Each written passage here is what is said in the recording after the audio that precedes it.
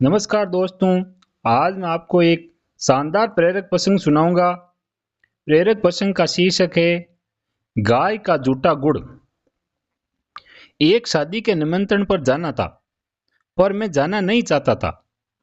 एक व्यस्त होने का बहाना और दूसरा गांव की शादी में शामिल होने से बचना। लेकिन घर परिवार का दबाव था, सो जाना पड़ा। उस दिन शादी की सुबह मैं काम से बचने के लिए शहर के बहाने 2-3 किलोमीटर दूर जाकर मैं गांव को जाने वाली रोड पर बैठा हुआ था। हल्की हवा और सुबह का सुहाना मौसम बहुत ही अच्छा लग रहा था। पास के खेतों में कुछ गाय चारा खा रही थी कि तभी वहां एक लग्जरी गाड़ी आकर रुकी और उसमें से एक वृद्ध उतरे। अमीरी उसके लिबास और व्यक्तित्व दोनों बयां कर रहे थे। वे एक पॉलीथीन बैग लेकर मुझसे कुछ ही दूर पर ही एक सीमेंट के चबूतरे पर बैठ गए। पॉलीथीन चबूतरे पर उड़ेल दी, उसमें गुड़ भरा हुआ था। अब उन्होंने आओ आओ करके पास में खड़ी और बैठी गायों को बुलाया। सभी गाय पलक झपकते ही उन बुजुर्ग के इर्द गिर्द ठीक ऐसे ही आ गई जैसे कई महीनों बाद बच्चे अपने माँ बाप को घेर लेते हैं। कुछ गाय को गुड़ उठाकर खिला रहे थे तो कुछ स्वयं खा रहे थे। वे बड़े प्रेम से उनके सिर पर गले पर हाथ फेरे थे। कुछ ही देर में गाय अधिकांश गुड़ खाकर चली गई। इसके बाद जो हुआ वो वाकया जिसे मैं जिंदगी भर नहीं भुला सकता।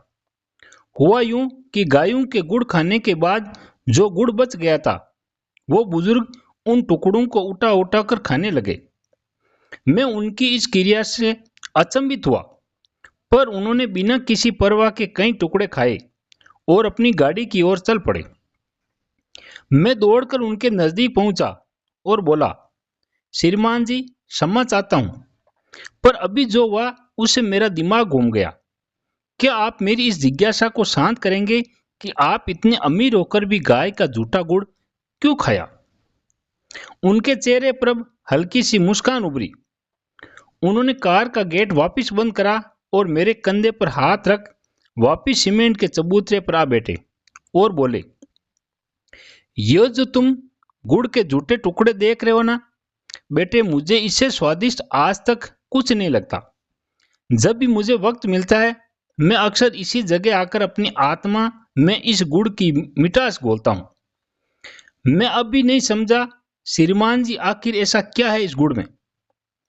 वे बोले वे बोले ये बात आज से कोई 40 साल पहले की है। उस वक्त मैं 22 साल का था। घर में जबरदस्त आंतरिक कलह के कारण मैं घर से भाग गया था, परंतु दुर्भाग्यवश ट्रेन में कोई मेरा सारा सामान और पैसे चुरा ले गया। इस अजनबी से छोटे शहर में मेरा कोई नहीं था। भीषण गर्मी में खाली जेब के 2 दिन भूखे रहकर इधर से उधर भटकता रहा और शाम को भूख मुझे निगलने को आतुर थी। तब इसी जगह ऐसी ही एक गाय को एक महानुभाव गुड़ डालकर चले गए। यह एक पीपल का पेड़ हुआ करता था, तब चबूतरा नहीं था। मैं उसी पेड़ की जड़ों पर बैठा भूख से बेहाल हो रहा था। मैंने देखा कि गाय ने गुड़ छुआ तक नहीं और उठकर वहां से चली गई। मैं कुछ देर की करते हुए विमूढ़ सोचता रहा और फिर मैंने वो सारा गुड़ उठा लिया और खा लिया। मेरी मृत प्राय आत्मा में प्राण से आगे मैं उसी पेड़ की जड़ों में रात भर पड़ा रहा।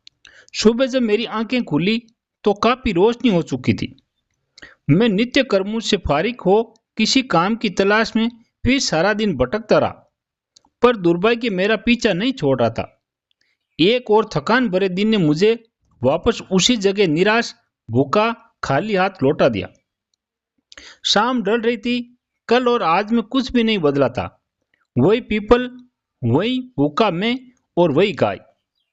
कुछ ही देर में वही कल वाले सज्जन आए और कुछ गुड़ की डलियां गाय को डालकर चलते बने। गाय उठी और बिना गुड़ खाए चली गई। मुझे अजीब लगा, परंतु मैं बेबस था, सो आज फिर गुड़ खा लिया और वहीं सो गया। सुबह काम तलाशने निकल गया। आज शायद दुर्भाग्य की चादर मेरे सर पे नहीं थी, सो एक ढाबे पर मुझे काम मिल गया। कुछ दिन बाद जब मालिक ने मुझे पहली पगार दी तो मैंने 1 किलो गुड़ खरीदा और किसी दिव्य शक्ति के वशीभूत 7 किलोमीटर पैदल चलकर उसी पीपल के पेड़ के नीचे आया। इधर उधर नजर दौड़ाई तो गाय भी दी गई। मैंने सारा गुड़ उस गाय को डाल दिया था।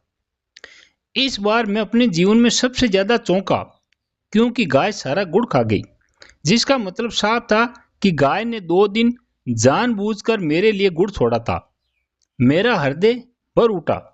उस ममतामय स्वरूप की ममता देखकर मैं रोता हुआ वापस ढाबे पे पहुंचा और बहुत सोचता रहा। फिर एक दिन मुझे एक फर्म में नौकरी भी मिल गई। दिन पर दिन मैं उन्नति और तरक्की के शिखर चढ़ता गया। शादी हुई, बच्चे हुए, आज खुद की 5 फर्म का मालिक हूं। जीवन की इस लंबी यात्रा में मैंने कभी भी उस गाय माता को नहीं बुलाया। मैं अक्सर यहाँ आता हूँ और इन गायों को गुड़ डालकर इनका झूठा गुड़ खाता हूँ। मैं लाखों रुपए गौशालाओं में चंदा भी देता हूँ, परंतु मेरी मृत तृष्णा, मन की शांति यहीं आकर मिटती है बेटे। मैं देख रहा था वे बहुत भावुक हो चले थे।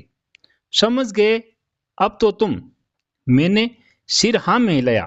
वे चल पड़े। गाड़ी स्टार्ट हुई और निकल गई। मैं उठा, उन्हीं टुकड़ों में से एक टुकड़ा उठाया, मुंह में डाला, वापस शादी में शिरकत करने सच्चे मन से शामिल हुआ। सचमुच वो कोई साधारण गुड़ नहीं था। उसमें कोई दिव्य मिठास थी जो जीभ के साथ आत्मा को भी मीठा कर गई थी। घर आकर गाय के बारे में जानने के लिए कुछ किताबें पढ़ने के बाद जाना कि गाय गोलोक की एक अमूल्य निधि है, जिसकी रचना भगवान ने मनुष्य के कल्याणार्थ आशीर्वाद के रूप में की है। ऋग्वेद में गो को अदिति कहा गया है। दिति नाम नाश का प्रतीक है और अदिति अविनाशी अमृत का नाम है। अतः गो को अदिति कहकर वेद ने अमृतत्व का प्रतीक बतलाया है।